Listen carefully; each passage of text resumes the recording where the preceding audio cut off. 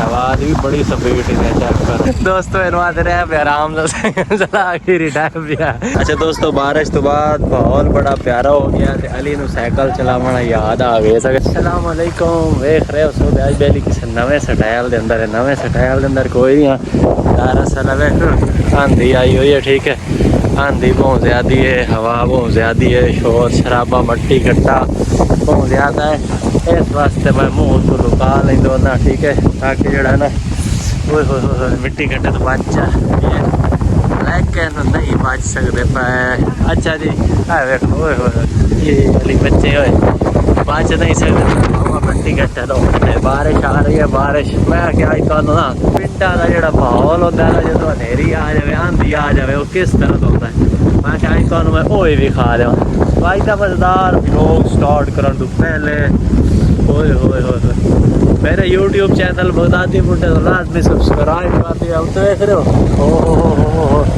बड़े अजीब अजीब नज़ारे ने यार की मैं दस रही थी की भी खावा हालात बड़े ख़राब हुए खले दे बड़े ना क्या भाई आज तेरी रत्ती टोपी की दे तो की नवा डिज़ाइन बनाई हो आज मजबूरी है भावा सारा काम ख़राब ही नहीं देख रहे हो तेरे चेक करो कैसे नज़ारे ने हैं आज और किस्म का माहौल ही बच्ची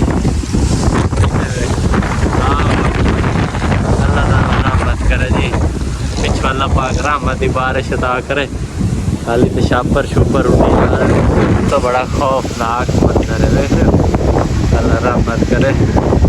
देख लो लोग हैं दरख्त तो थले आ गए आए आए पेड़ के अंदर इस तरह का माहौल हो जाता है जो अंधेरी आ जाए आंधी जिसको आखे जाता है असं पंजाबी लोग अंधेरी आखते हैं। काम बड़ा खराब होया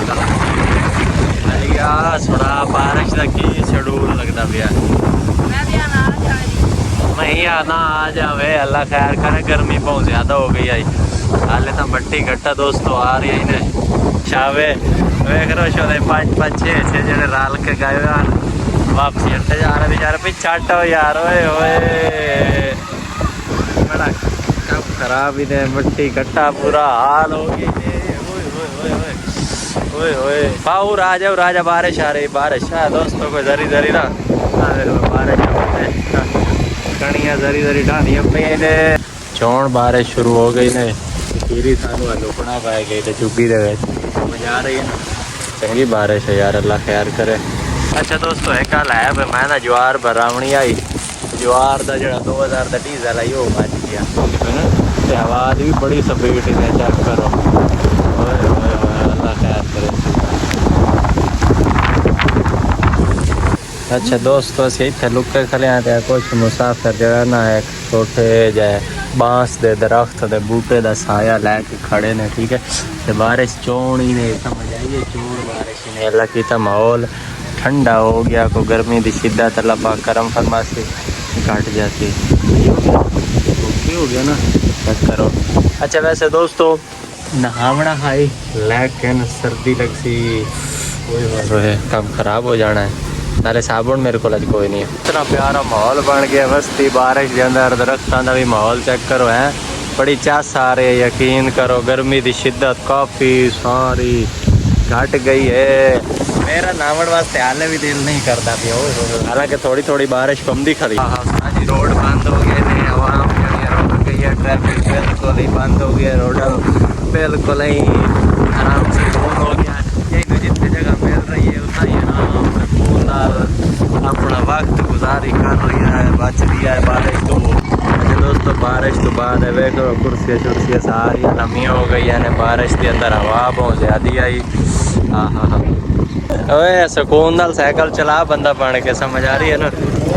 अच्छा दोस्तों बारिश तो बाद माहौल बड़ा प्यारा हो गया तो अली नु साइकिल चलावना याद आ गया सके साइकिल ही चला लूँ चलो मैं चला इंजॉय कर साइकिल से।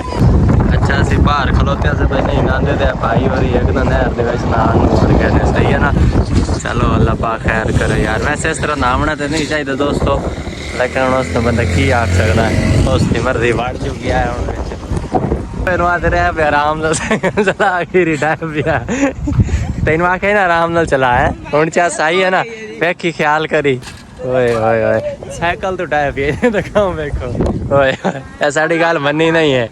ठीक हो गया दोस्तों, आज तो अपने इलाके के अंदर होने वाली बारिश विखाई है, अंधेरी विखाई है, ठीक है। तो भी विखाया कि पिंडा थावां दे अंदर किस तरह माहौल हो जाता बारिश आने तो बाद। तो अज के व्लॉग का हुण इत्थे ही अख्ताम करते हैं। जिंदगी बाकी तो मुलाकात बाकी, हर के तो दुआ करें। अल्लाह हाफिज़। ओके।